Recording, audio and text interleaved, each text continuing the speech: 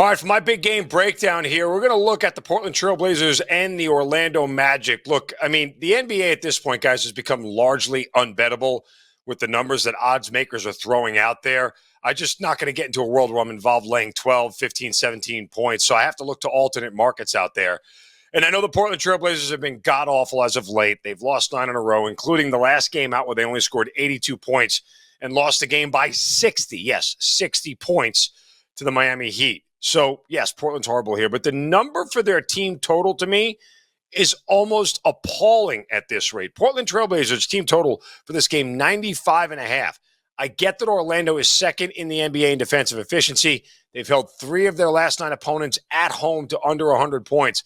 But this number is just egregious here. There has to be some level of regression for Portland in scoring. They average 107 points per game on the season.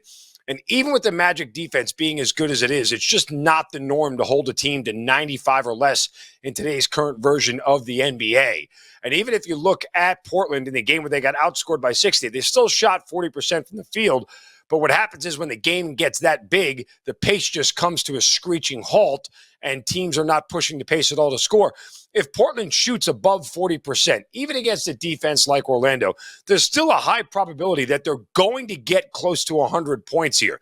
This number is way too low. It's an overreaction line to a team that just lost a game by 60 and only scored 82 points here. So we're going to go Portland Trail Blazers over team total of 95.5 for my big game breakdown.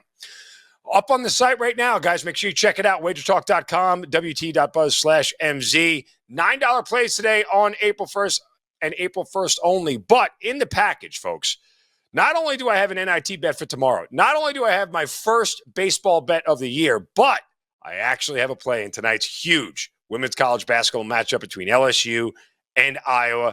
Go get the package right now. It's only $9. Get all 3 plays, 3 different sports, even a game for tomorrow in the NIT right now at WagerTalk.com, wt.buzz/MZ. That's right. That's where you get it, folks. All right, let's get to my best bet in the NBA for tonight. Hawks and Bulls face off in Chicago. Atlanta just had a 4-game win and cover streak snapped, losing to the Bucks at home.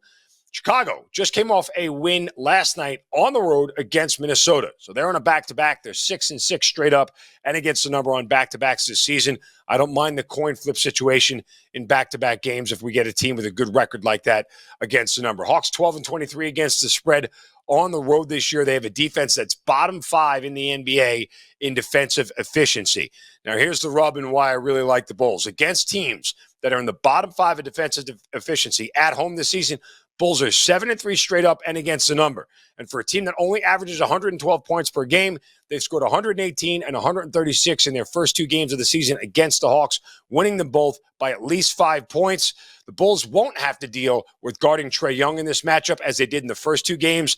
So DeJounte Murray is the only real guy that they can't let beat them. I think they focus on him, try to shut him down, and hopefully that they don't get nailed by a bunch of threes from Bogdan Bogdanovic.